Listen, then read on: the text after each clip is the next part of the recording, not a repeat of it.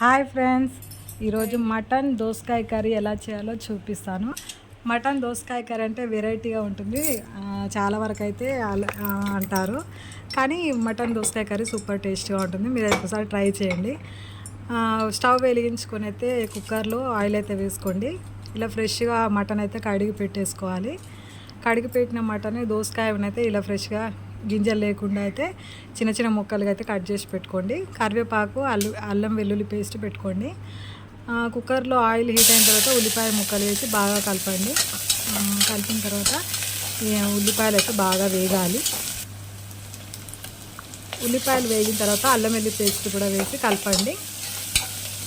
ఈ దోసకాయ కర్రీ దోసకాయలు వేసి మటన్ చేస్తే చాలా వరకు వెరైటీగా అనిపిస్తుంది, కానీ సూపర్ టేస్టీగా ఉంటుంది. మీరు కూడా ట్రై చేయొచ్చు.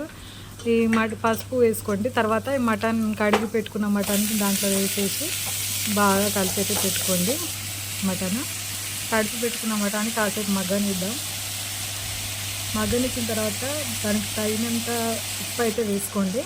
ఉప్పు వేసుకున్నాక కలిపేసి వాటర్ పోసుకొని పెట్టుకోండి. కుక్కర్ మూత పెట్టేసి ఒక 3 విజిల్ వచ్చే వరకు అయితే పక్కన ఉంచేసుకుందాము. సిమ్లో అయితే పెట్టేసుకోండి. 3 విజిల్ వచ్చేంత వరకు ఉడకనిచ్చేసుకోవాలి. ఇలా అయితే ఉడుకుతుందండి. ఉడికిన తర్వాత మూత తీసిన తర్వాత కారం అయితే వేసుకోండి. రుచికి సరిపడా కారం అయితే వేసుకోండి. కారం మరుగుతున్నప్పుడు ఈ దోసకాయ ముక్కల్ని దాంట్లో వేసి కలుపుకోండి. కలిపినాక మళ్ళీ ఒకసారి మూత పెట్టేసుకోండి. గరం మసాలా అయితే యాడ్ చేసుకోండి లాస్ట్లో. ఇది ఏంటంటే టమాటా కొబ్బరి గ్రైండ్ చేసుకున్నానండి. ఇది టమాటా పేస్ట్ అనమాట. దీంట్లో కొంచెం కొబ్బరి కూడా యాడ్ చేసుకున్నాను. ఈ పేస్ట్ ఎందుకంటే కర్రీ చిక్కగా వస్తుంది, టేస్ట్ కూడా బాగుంటుంది. ఈ పేస్ట్ వేసుకున్న తర్వాత గరం మసాలా వేసుకొని కలిపి పెట్టుకోవాలి. కలిపి పెట్టుకున్న తర్వాత మళ్ళీ మూత పెట్టేసుకొని ఒక 2-3 విజిల్ అయితే పెట్టేసుకోవాలి. పెట్టుకున్న తర్వాత మొత్తానికైతే కూర ఇలా రెడీ అవుతుంది. దోసకాయ ముక్కలు అక్కడక్కడ తగులుతుంటాయి, బాగుంటుంది టేస్ట్. మీరు ఒకసారి అయితే ట్రై చేయండి. నా ఛానల్ సబ్స్క్రైబ్ చేసుకోండి.